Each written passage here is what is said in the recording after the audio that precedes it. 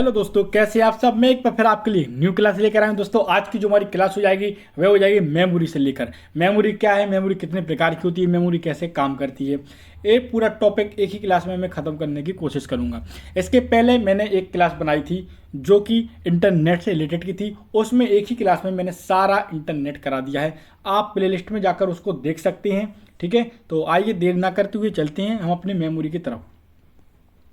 जैसा कि डेफिनेशन दी गई है, पॉइंट बाय पॉइंट मैं आपको समझाने की कोशिश करूंगा ताकि मेमोरी आपकी एक ही बार में क्लियर हो जाए। मेमोरी को हम सरल भाषा में समझें तो यह एक स्टोरेज डिवाइस है। ठीक है, इतना के लिए। इसके बाद जैसे कि हमारे पास ब्रेन होता है जहां पर हम अपनी बातों को स्टोर करके रखते हैं, ठीक उसी प्रकार कंप्यूटर में भी प्रोग्राम से बना एक डिवाइस होता है जहां पर हम डेटा को परमानेंटली और टेम्परेरी समय के लिए डेटा को स्टोर कर सकती हैं।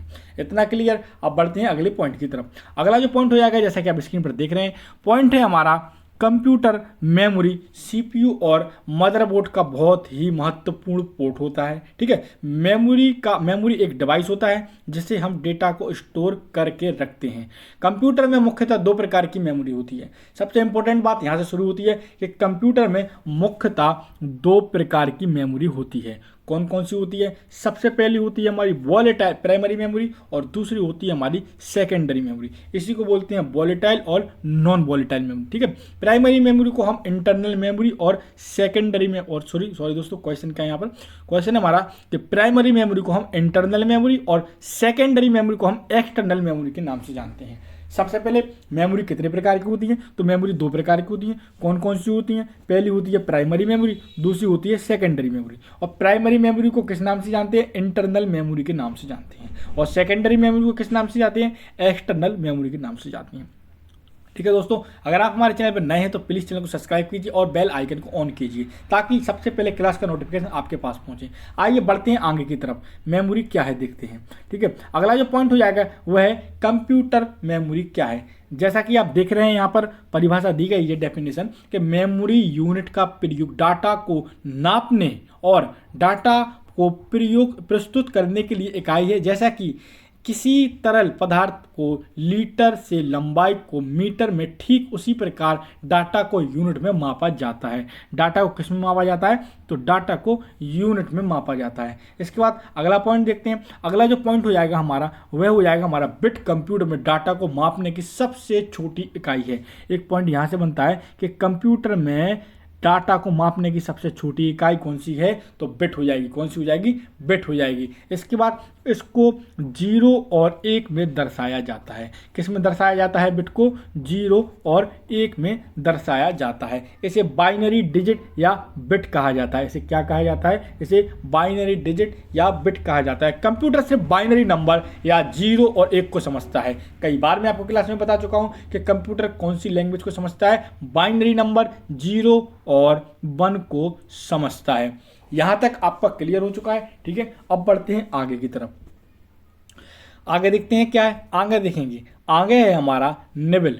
ठीक है, यहाँ पर निबल आगे एक चार्ट दिया गया है, वहां पर भी आपको क्लियर कराने की कोशिश करूंगा। यहाँ पर दिया है 4 निबल बिट के समूह को एक निबल कहा जाता है। ठीक है, इसके बाद है हमारा दूसरा पॉइंट है हमारा बाइट। 8 बिट के समूह को बाइट कहा जाता है। क्या कहा जाता है? 8 बाइट के एक समूह को बाइट कहा जाता है। इसके बाद किलोबाइट 1024 बाइट्स की समूह को 1 किलोबाइट कहा जाता है। इसके बाद इसे केबी में दर्शाया जाता है। ठीक है, इसे कहते हैं। ठीक है, इसके बाद अगला जो लास्ट पॉइंट हो जाएगा हमारा वह हो जाएगा मेगाबाइट। 10 किलोबाइट के समूह को 1 मेगाबाइट कहते हैं। किसको कहते हैं? 1024 किलोबाइट के एक समूह को 1 मेगाबाइट कहते हैं। इसे अंग्रेजी में अल्फाबेट भी बड़े अक्षरों में एम से दर्शाया जाता है। एक बार फिर से रिपीट कर लेते हैं, देख लेते हैं। ठीक है, निबल 4 बिट के समूह को एक निबल कहा जाता है। ठीक है, और बाइट 8 बिट के समूह को बाइट कहा जाता है। इसके बाद किलोबाइट 1024 बाइट के समूह को किलोबाइट कहा जाता है। ठीक है, इसे केबी में दर्शाया जाता है। इसके बाद मेगाबाइट 1024 किलोबाइट समूह को मेगाबाइट कहते हैं। इसे अंग्रेजी में अल्फाबेट के बड़े एम कैपिटल में दर्शाया जाता है। यहां तक क्लियर? आप चाहें तो इसका स्क्रीनशॉट भी ले सकते हैं। ठीक है, चलते हैं अगले पॉइंट की तरफ। अगला पॉइंट देखते हैं। एक चार्ट है जो आप या तो इसको स्क्रीनशॉट भी ले सकते हैं या आप इसको नोट भी कर सकती हैं, नोट बना सकती हैं। यहाँ पर दिया गया है जैसा कि आप देख रहे हैं, बॉक्स के अंदर एक बिट 0 या 1, इसके बाद 4 बिट बराबर एक निबल होता है। कितने? 4 बिट बराबर एक निबल होता है, और 2 निबल या फिर 8 बिट बराबर एक बाइट होता है। क्या होता है? 2 निबल या 8 बिट बराबर क्या होता है? एक बाइट होता है। इसके बाद देखते हैं हमारा 1024 बाइट। 1024 बाइट बराबर 1 KB यानी 1 किलोबाइट होता है। क्या होता है? 1 किलोबाइट। किलोबाइट का शॉर्ट फॉर्म क्या है, नाम क्या है उसका? KB। तो 1024 बाइट बराबर 1 KB यानी किलोबाइट होता है। इसके बाद 1024 KB बराबर 1 मेगाबाइट यानी MB। 1024 KB बराबर 1 मेगाबाइट यानी MB होता है। इसके बाद 1024 MB बराबर 1 GB होता है। कितना होता है? 1024 MB बराबर 1 गीगाबाइट यानी 1 GB होता है। इतना क्लियर? अब देखते हैं, आगे की तरफ बढ़ते हैं। इसके बाद देखते हैं हमारा, इसके बाद 1024 GB यानी 1024 GB बराबर होता है 1 टेराबाइट। कितना होता है? 1 टेराबाइट होता है। टेराबाइट को शॉर्ट फॉर्म में TB बोलते हैं। ठीक है, यहाँ से आपके दो क्वेश्चन क्लियर होते चलते हैं। एक इसका शॉर्ट फॉर्म भी पता चलता जा रहा है, और एक ये भी आपको जानकारी होती चल रही है कि 1024 GB बराबर 1 टेराबाइट होता है। इसके बाद 1024 टेराबाइट बराबर 1 PB यानी पेंटाबाइट होता है। क्या होता है? पेंटाबाइट होता है। अभी तक आपने गीगाबाइट और टेराबाइट तक सुना होगा। इसके बाद से यहाँ सर क्वेश्चन अब बनने लगे हैं। कहाँ से बनने लगे हैं मैं आपको बताता हूँ। क्वेश्चन बनने लगे हैं यहाँ से, PB से। ठीक है, यहाँ से क्वेश्चन 1024 टेराबाइट बराबर क्या होता है? 1024 टेराबाइट बराबर होता है 1 PB यानी पेंटाबाइट, और 1024 पेंटाबाइट बराबर क्या होता है? 1 EB यानी एक्साबाइट। ठीक है, इसके बाद 1024 EB यानी एक्साबाइट बराबर होता है 1 ZB यानी जेट्टाबाइट। ठीक है, इतना क्लियर?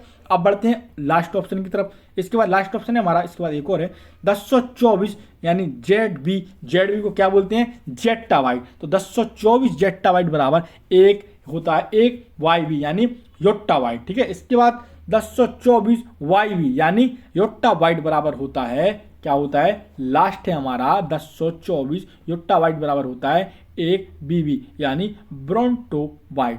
इतना क्लियर? आप चाहें तो इसका स्क्रीनशॉट भी ले सकते हैं। मैंने यहाँ पर थोड़ा एक बार आपको रोक दिया है, आप या स्क्रीनशॉट ले लें या आप इसका नोट्स बना लें। क्लास को पुश करिए, स्क्रीनशॉट लीजिए या नोट्स बनाइए। ठीक है, बढ़ते हैं अगले पॉइंट की तरफ। इसके बाद एक क्वेश्चन यहाँ पर आता है कि कंप्यूटर मेमोरी कैसे काम करती है। ठीक है, देखते हैं कंप्यूटर मेमोरी कैसे काम करती है। यहाँ पर डेफिनेशन दी गई है, देखते हैं। आंतरिक मेमोरी यानी इंटरनल मेमोरी। आंतरिक मेमोरी, इंटरनल मेमोरी वो मेमोरी है जिसे हम प्राइमरी मेमोरी या मेन मेमोरी भी कहते हैं। क्या क्या कहते हैं? आंतरिक मेमोरी, इंटरनल या वो मेमोरी जिसे आप या हम प्राइमरी मेमोरी या मेन मेमोरी के नाम से जानते हैं। इसे हम कंप्यूटर के अंदर मदरबोर्ड से सीधा कनेक्ट करते हैं। ठीक है, एक क्वेश्चन ये भी आ सकता है कि CPU से कनेक्ट हुई मेमोरी या CPU की मेमोरी कौन सी होती है जो CPU से कनेक्ट होती है सीधा, तो उसको बोलते हैं प्राइमरी मेमोरी या मेन मेमोरी या इंटरनल मेमोरी या आंतरिक मेमोरी। इतने क्वेश्चन बनते हैं एक ही क्वेश्चन से। ठीक है, आपको इतना क्लियर हो गया होगा। डायरेक्ट मदरबोर्ड से टच होती है प्राइमरी मेमोरी। ठीक है, इसके बाद चलते हैं मेमोरी के प्रकार देखते हैं। मेमोरी कितने प्रकार की होती है? तो मेमोरी 2 प्रकार की होती है। कौन कौन सी? एक होती है हमारी प्राथमिक मेमोरी या फिर आंतरिक मेमोरी। सबसे ऊपर मैंने आपको बताया था मेमोरी के प्रकार। ठीक है, मेमोरी कितने प्रकार की होती है? 2 प्रकार की होती है। कौन कौन सी? एक हो जाएगा हमारा प्राथमिक मेमोरी या आंतरिक मेमोरी, दूसरा हो जाएगा हमारा सेकेंडरी मेमोरी या एक्सटर्नल मेमोरी। ये 2 पॉइंट क्लियर हो गए। इसके बाद देखते हैं, सबसे पहला आ जाएगा वॉलेटाइल मेमोरी। कौन सा आ जाएगा?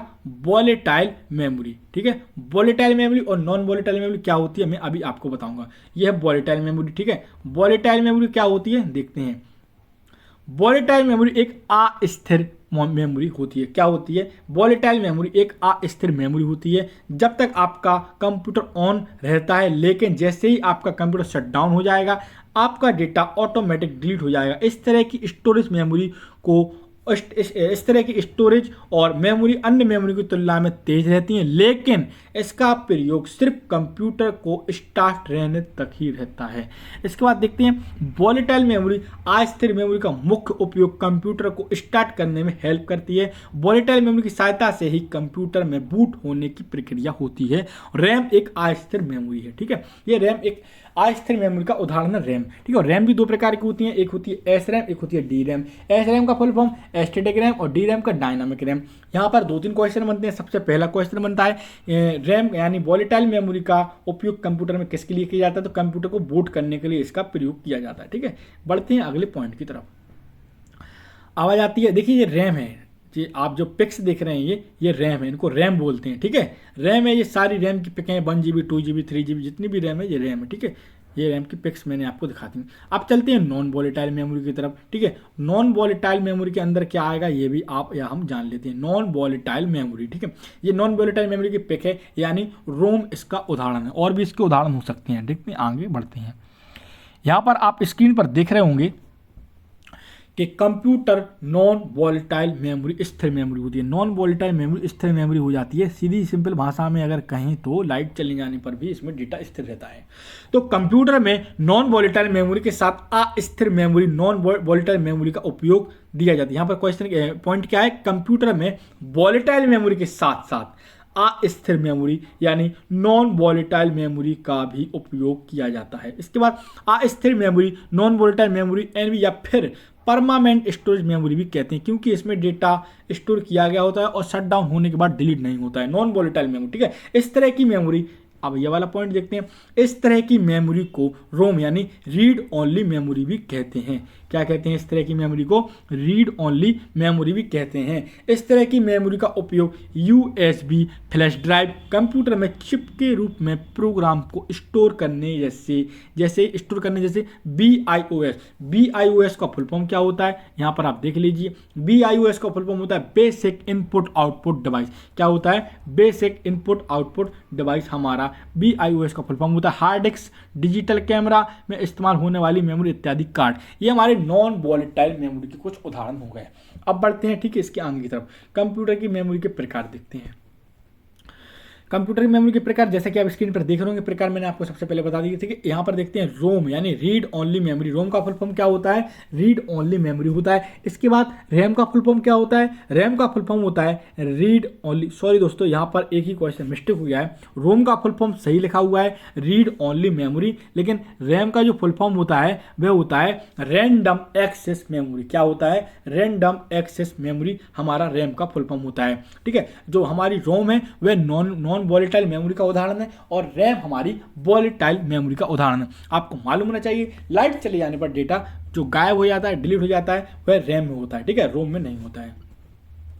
बढ़ते हैं अगले पॉइंट की तरफ। अगला पॉइंट रोम यानी रीड ओनली मेमोरी। रोम जिसका अर्थ होता है रीड ओनली मेमोरी। इस तरह की मेमोरी में डेटा सिर्फ रीड किया जा सकता है, केवल आप उसको पढ़ सकते हैं, उसको आप मिटा नहीं सकते हैं। ठीक है, चेंज नहीं कर सकते हैं। इस तरह की मेमोरी बनाते समय ही प्रोग्राम को राइट कर दिया जाता है। जब रोम का निर्माण किया जाता है तो उस समय ही इसमें डेटा को स्टोर कर दिया जाता है। उसमें केवल फिर आप पढ़ सकते हैं, राइट कर सकते हैं, केवल राइट कर सकते हैं। सॉरी, क्या लिखा है क्वेश्चन? इस तरह की मेमोरी बनाते समय ही प्रोग्राम राइट करते हैं, यानी जब रोम का निर्माण किया जाता है तो उस समय इसमें प्रोग्राम राइट कर दिए जाते हैं, यानी लिख दिए जाते हैं, स्टोर कर दिए जाते हैं। उसके बाद केवल आप उसको पढ़ सकते हैं, उसके बाद दोबारा आप उसको मिटा नहीं सकते हैं। ठीक है, एडिट नहीं कर सकते हैं। इसके बाद चलते हैं, इसके बाद है हमारा, आप इसे एडिट नहीं कर सकते। इसमें प्रोग्राम को स्टोर करने के लिए एक विशेष प्रकार की मशीन और प्रोग्राम का इस्तेमाल किया जाता है। इतना क्लियर है? अब बढ़ते हैं अगले पॉइंट की तरफ। अगला जो हमारा पॉइंट हो जाएगा वह हो जाएगा इस तरह की मेमोरी का इस्तेमाल किसी भी डिवाइस जैसे कंप्यूटर, वॉशिंग मशीन, फ्रिज या फिर अन्य इलेक्ट्रॉनिक मशीनों में किया जाता है। इसका उपयोग इलेक्ट्रॉनिक डिवाइस को स्टार्ट करने में प्रयोग किया जाता है। वॉशिंग मशीन में भी जैसा कि आप देखते हैं, आप अगर कपड़े वगैरह वॉशिंग मशीन में धोते होंगे, एक टाइम आप सेट कर देते हैं, मतलब 15 मिनट अगर वॉशिंग मशीन को चलना है तो वह 15 मिनट ही चलेगी। ये सारे रोम के उदाहरण। ठीक है, अब बढ़ते हैं अगले क्वेश्चन की तरफ। अगला जो हमारा पॉइंट हो जाएगा वह हो जाएगा हमारा पी रोम। रोम के भी प्रकार होते हैं, देखते हैं कौन कौन से प्रकार होते हैं रोम के। तो सबसे पहले हो जाएगा हमारा पी रोम, यानी पी रोम का फुल फॉर्म क्या होता है? Programmable read only memory. ROM का फुल फॉर्म क्या होता है? Programmable read only memory. ये रोम का प्रकार होता है। इसके बाद पी रोम का यहाँ पर फुल फॉर्म हो गया प्रोग्रामेबल रीड ओनली मेमोरी। और पी रोम का फुल फॉर्म आपने देख लिया, इस मेमोरी में एक बार कुछ लिख जाने के बाद इसमें कुछ बदल नहीं सकते हैं। जो प्रोग्रामेबल रीड ओनली मेमोरी होता है, इसमें एक बार जो आप स्टोर कर देते हैं बनाते समय, उसके बाद आप इसे बदल नहीं सकते हैं। इस तरह की मेमोरी बनाने वाली कंपनियां इसके बाद क्या है, इस तरह की मेमोरी बनाने वाली कंपनियां इसे खाली बनाकर बेच देती हैं। आप ये कंपनी क्या करती हैं, इस प्रोग्रामेबल रीड ओनली मेमोरी ये कंपनियां इसका निर्माण करती हैं और इनको खाली बनाकर बेचती हैं ताकि आप इनमें अपने तरह से प्रोग्राम को स्टोर कर सकें या इसको भर सकें। इसके बाद अगला पॉइंट देखते हैं, बाद में जरूरतमंद कंपनियां इसे खरीद कर अपने अनुसार इसमें प्रोग्रामिंग का उपयोग करती हैं और फिर इन्हें बेच देती हैं। ज़्यादातर प्रोग्राम इस्तेमाल किए जाते हैं डिवाइस इंटीरियर स्टोरेज में जरूरत पड़ती है, जैसा कि कंप्यूटर में बायोस चिप होती है। इसे वैन टिजिंग काउ और 1950 में पेटेंट कराया गया था। ठीक है, इतना क्लियर हो जाएगा। अब बढ़ते हैं अगली पॉइंट की तरफ।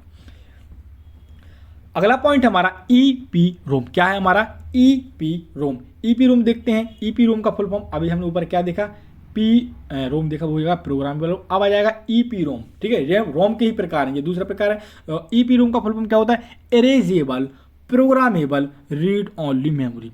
क्या हो जाएगा, erasable programmable read only memory. ठीक है, इसकी डेफिनेशन भी देख लेते हैं। यहाँ पर हो जाएगा electronic P ROM, erasable programmable read only memory, इसका फुल फॉर्म हो गया। यह एक नॉन वॉलेटाइल मेमोरी होती है। ठीक है, नॉन वॉलेटाइल मेमोरी का मतलब आप सीधा सीधा समझ सकते हैं, इसमें डेटा स्थिर रहता है। इसमें डेटा को एक बार लिखने के बाद आप अल्ट्रा वायलेट किरणों या लाइट द्वारा की मदद से इसमें डेटा को मिटा सकते हैं। ये वहाँ पर बहुत इंपॉर्टेंट बात हो जाती है कि ईपी रोम यानी इरेजेबल प्रोग्रामेबल, आप नाम से ही समझ रहे होंगे, इसमें अल्ट्रा वायलेट लाइट्स या किरणों के द्वारा आप इसमें डेटा को मिटा सकते हैं। ठीक है, फिर से लिख सकते हैं मिटाने के बाद। कंप्यूटर प्रोग्राम में इस तरह की मेमोरी का इस्तेमाल बहुत ही किया जाता है। आजकल इसका प्रयोग सबसे ज़्यादा किया जाता है क्योंकि ज़रूरत पड़ने पर इसे एडिट या चेंज भी कर सकते हैं। ईपी रोम को 1971 में डॉब फॉरमैन द्वारा विकसित किया गया था। इस प्रोग्राम को ईपी रोम अपने डेटा को कम से कम 10 से 20 साल तक सुरक्षित रखती है। कब तक? 10 से 20 साल तक सुरक्षित रखती है।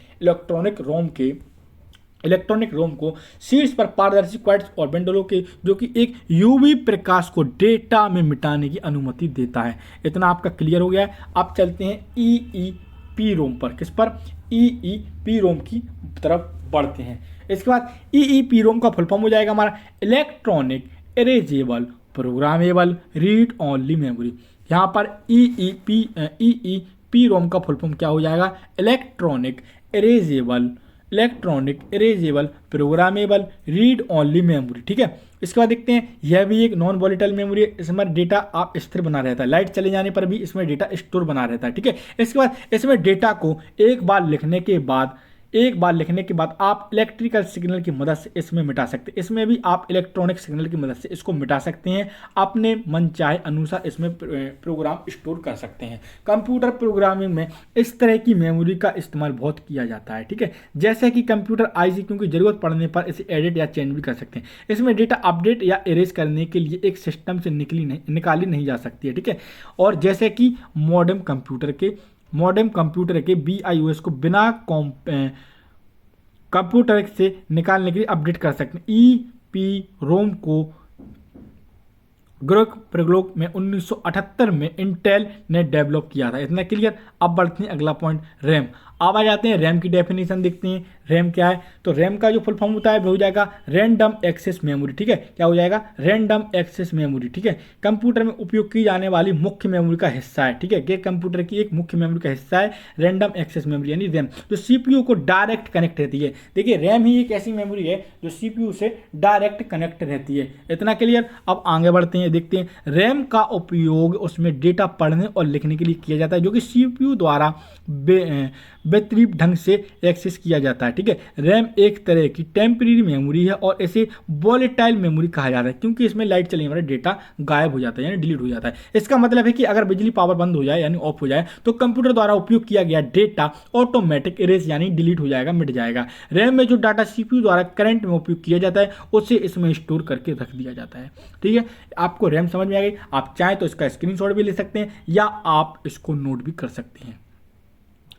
इसके बाद देखते हैं रैम के दो प्रकार है। मैंने अभी आपको ऊपर बताया था रैम के कौन कौन से दो प्रकार हैं, देखते हैं। एक हो जाएगा हमारा SRAM, एक हो जाएगा DRAM। SRAM का फुल फॉर्म है स्टैटिक रैंडम एक्सेस मेमोरी और DRAM का फुल फॉर्म क्या हो जाएगा हमारा डायनामिक रैंडम एक्सेस मेमोरी। इतना क्लियर। अब देखते हैं SRAM क्या है यानी स्टैटिक रैंडम एक्सेस मेमोरी। ये एक प्रकार की वॉलेटाइल मेमोरी है जिसका मतलब है कि जब तक आपके सिस्टम में पावर है तब तक इसमें डेटा स्टोर रहेगा और जैसे ही आपका सिस्टम का पावर ऑफ, रैम का स्टोर का सारा डाटा डिलीट हो जाएगा।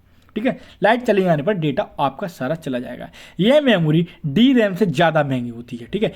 जो स्टैटिक मेमोरी होती है वह डी रैम से ज़्यादा महंगी होती है, ठीक है। इसके बाद इसमें डेटा स्टोर करने के लिए कैप स्टोर का उपयोग नहीं करना पड़ता। किसका? कैप स्टोर का प्रयोग नहीं करना पड़ता है एस रैम में डेटा को स्टोर करने के लिए, ठीक है। डी रैम में इसका उपयोग होता है कैप स्टोर का। इसके बाद इसलिए यह समय समय पर डेटा को रिफ्रेश करता रहता है। यहाँ पर एस रैम क्लियर हो गया। अब बढ़ते हैं आगे की तरफ, डी रैम देखते हैं, ठीक है। डी रैम का फुल फॉर्म क्या हो जाएगा? डी रैम का जो फुल फॉर्म हो जाएगा वह हो जाएगा डायनामिक रैंडम एक्सेस मेमोरी। क्या हो जाएगा? Dynamic random access memory. तो देखिए डायनामिक रैंडम एक्सेस मेमोरी ये एक प्रकार की रैंडम एक्सेस सेमीकंडक्टर मेमोरी। क्या है? डी रैम एक सेमीकंडक्टर मेमोरी होती है। इसका उपयोग या कंप्यूटर में मेन मेमोरी में किया जाता है, जो मेमोरी में सेल के प्रत्येक बिट को एक छोटे कैपेसिटर और ट्रांजिस्टर से संग्रहित करती है। यह एक प्रकार की वोलेटाइल मेमोरी है। इसमें लगे हुए कैपेसिटर लगातार चार्ज और डिस्चार्ज होते रहते हैं, जिससे इनकी वैल्यू 0 और 1 में बदलती रहती है। इसमें एस रैम की तुलना में ज़्यादा पावर की ज़रूरत पड़ती है, ठीक है। इसमें कैपेसिटर की ज़रूरत पड़ती है और उसमें कैपेसिटर की ज़रूरत नहीं पड़ती है, ठीक है। इतना आपका ये डी रैम क्लियर हो गया। अब बढ़ते हैं आगे की तरफ।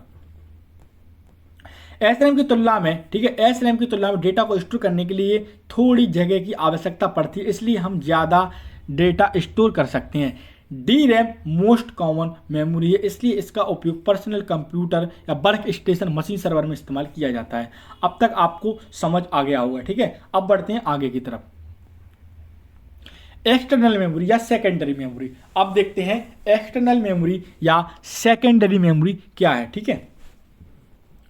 एक्सटर्नल मेमोरी जिसे हम सेकेंडरी मेमोरी भी कहते हैं, यह एक ऐसी मेमोरी है जिसमें आप डाटा को बहुत दिनों तक सुरक्षित रख सकते हैं। इसमें लाइट का झंझट नहीं होता। अगर लाइट चली जाएगी तब भी आपका डेटा स्टोर रहेगा, ठीक है।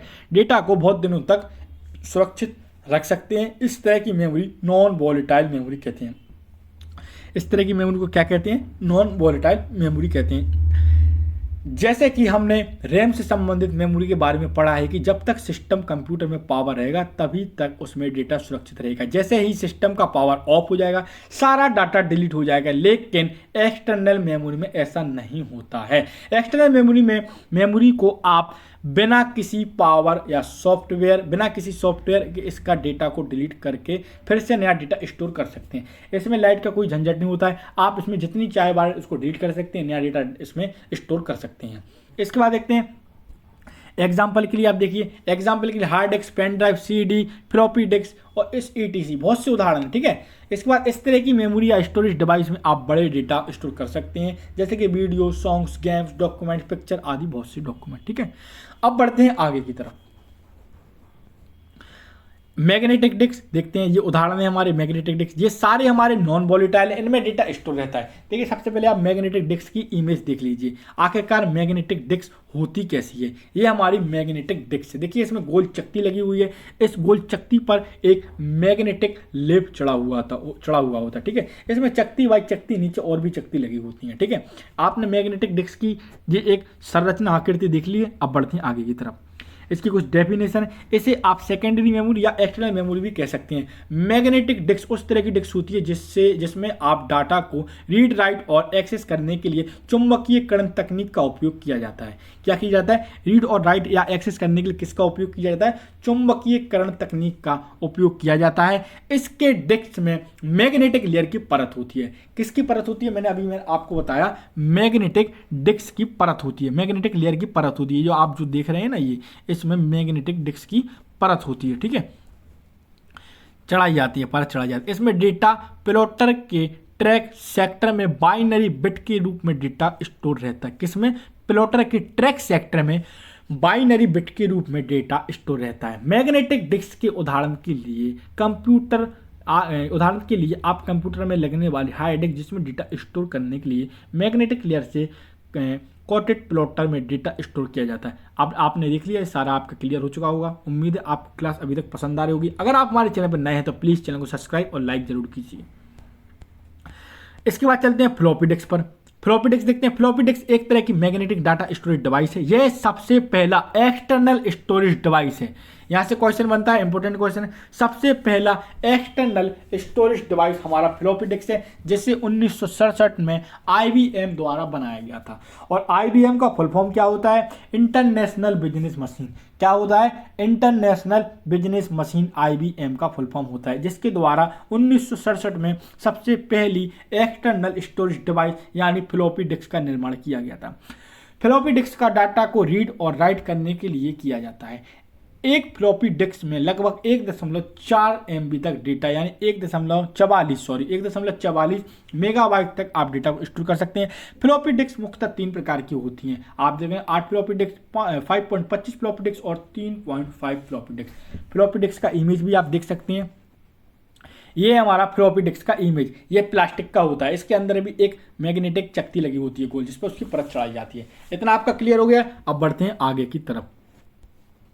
आगे आप देख रहे हैं, आगे आ जाएगा हमारा क्या? Magnetic tape. ये है मैग्नेटिक टेप। आपने ये गाने सुने होंगे, इसमें गाने वगैरह बजते थे, जो डेक्स आते थे उनमें इसका इस्तेमाल किया जाता है। इसके अंदर एक रील होती थी जिसमें मैग्नेटिक इंक का एक लेप चढ़ाया जाता था। ठीक है, इसके बाद देखते हैं इसकी डेफिनेशन। मैग्नेटिक टेप में डेटा स्टोर करने के लिए इसमें एक तरह की रील का उपयोग किया जाता था, जैसा कि अपने ऑडियो सुनने के लिए कैसेट टेप का उपयोग किया, लेकिन इसका उपयोग नहीं किया जाता। इसकी जगह पर अब हम पेन ड्राइव CD का उपयोग करने लगे हैं। मैग्नेटिक टेप के मुख्य 2 तरह की होती हैं। ठीक है, एक जो कि VCR में चलती थी, audio and video magnetic tape. इसके बाद होता है डाटा मैग्नेटिक टेप। ये 2 प्रकार की होती हैं। अब बढ़ते हैं आगे की तरफ।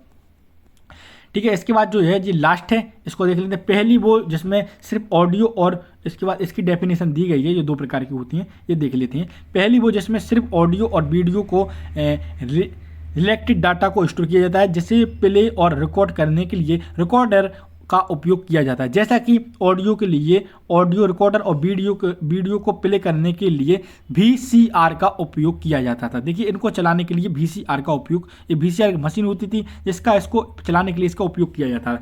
दूसरी तरह की मैग्नेटिक टेप से डेटा को स्टोर किया जाता था। इसका स्टोरेज साइज ऑडियो टेप की तुलना में अधिक होता था। इनका उपयोग बड़े सर्वर के डेटा और बैकअप बनाने के लिए इसका उपयोग किया जाता है। इसमें डेटा सुरक्षित करने के लिए किया जाता है। इसका अब तक आपको क्लियर हो गया ये सारे पॉइंट। अब बढ़ते हैं आज की लास्ट पॉइंट की तरफ। ये हमारा डाटा L2O मैग्नेटिक टेप, ये भी यहाँ इसमें भी डेटा बहुत स्टोर होता था। इसके बाद है ऑप्टिकल डिस्क। ऑप्टिकल डिस्क के उदाहरण आप देख लीजिए, CD और DVD होती हैं, इनको ऑप्टिकल डिस्क बोलते हैं। यही CD और DVD की आकृति एक सी होती है, आपको मालूम होगा। ऑप्टिकल डिस्क के ये उदाहरण है, इनमें भी डेटा स्टोर बना रहता है। इसमें क्या है? यह एक सेकेंडरी स्टोरेज डिवाइस है जिसमें या इसमें स्टोर किए गए डेटा को आप कहीं भी लेकर जा सकते हैं। इस तरह की डिस्क में भी आप डेटा, ऑडियो, वीडियो इत्यादि को स्टोर करके रख सकते हैं। इसमें डेटा को रीड राइट करने के लिए ऑप्टिकल डाटा स्टोरेज टेक्नोलॉजी का उपयोग किया जाता है। ये इसकी हमारी परिभाषा हो गई। आपको उम्मीद है ये दिख रही होगी साफ साफ। इसके बाद हमारा CD, DVD और ब्लू रे डिस्क, इसके मुख्य 2 उदाहरण। कौन कौन से? CD, DVD और ब्लू रे डिस्क इसके मुख्य उदाहरण। इसमें डेटा को राइट करने के लिए एक विशेष प्रकार का सॉफ्टवेयर की जरूरत पड़ती है। उम्मीद है दोस्तों क्लास आपको पसंद आई होगी। क्लास आज हमारी इतनी ही थी। हमने एक ही क्लास में आपको सारी मेमोरीज पूरी कराने की कोशिश की है, और जो मेमोरी छूट गई है आप कमेंट बॉक्स में टाइप करके हमको बताइए, हम आगे की क्लास में उसको कवर कर लेंगे। ठीक है, और अगर आप हमारे चैनल में नए हैं तो प्लीज़ चैनल को सब्सक्राइब कीजिए, लाइक कीजिए। मिलते हैं अपनी अगली क्लास में, तब तक के लिए दोस्तों नमस्कार।